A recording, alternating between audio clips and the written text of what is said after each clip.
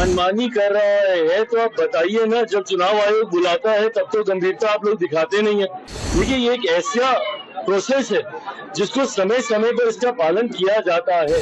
अरे प्रभु, कतई वो भाषा विवाद पर एक साथ नहीं आए, अपनी खोई हुई जमीन को हासिल करने के लिए ये लोग एक साथ आए।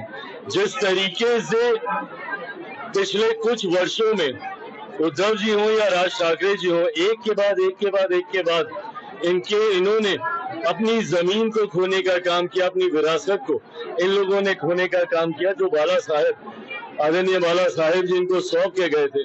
पर जिस तरीके से ये लोग उसको संजो कर नहीं रख पाए, आज उसी को वापस हासिल करने की सोच के लिए, अपनी महत्वाकांक्षाओं को पूरा करने की सोच के साथ आज ये दोनों एक दूसरे के से मतभेद भूलकर एक मंच पर आए।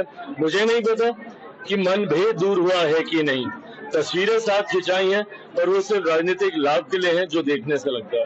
9 तारीख को बिहार बंद का ऐलान किया गया है। विपक्ष द्वारा लगातार कहा जा रहा है कि चुनाव आयोग जो है मनमानी कर रहा है, वोटर लिस्ट में से लोगों की नाम काटने की भाई अगर मनमानी कर रहा है तो आप बताइए ना। जब चुनाव आयोग बुलाता है तब तो गंभीरता आप लोग दिखाते नहीं है, प्रूफ दिखाइए।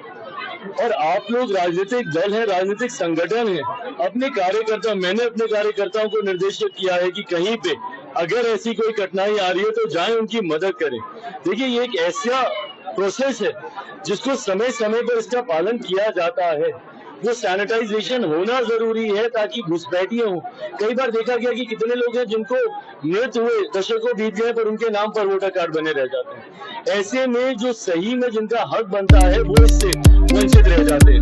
व्यवस्था को पूरी पारदर्शिता के साथ, और इसको तो समय समय पर और सरल किया जा रहा है। इसको जितना बाइफरकेट किया गया 2003 से पहले, 2003 के बाद जो फर्स्ट टाइम वोटर्स है, इसको पूरी तरीके से, और बाकी हम लोग के साथी कार्यकर्ता हैं, अगर कहीं पर दिक्कत आएगी हम लोग भी मदद करेंगे। मैं तो विपक्ष से भी आगाह कर रहा हूँ कि अगर ये संज्ञान में आपके आ रहा है तो इसका राजनीतिकरण करके एक फॉल्स नैरेटिव खड़ा करने की बजाय उन लोगों की मदद कर दें जिनकी समस्या आपके संज्ञान में।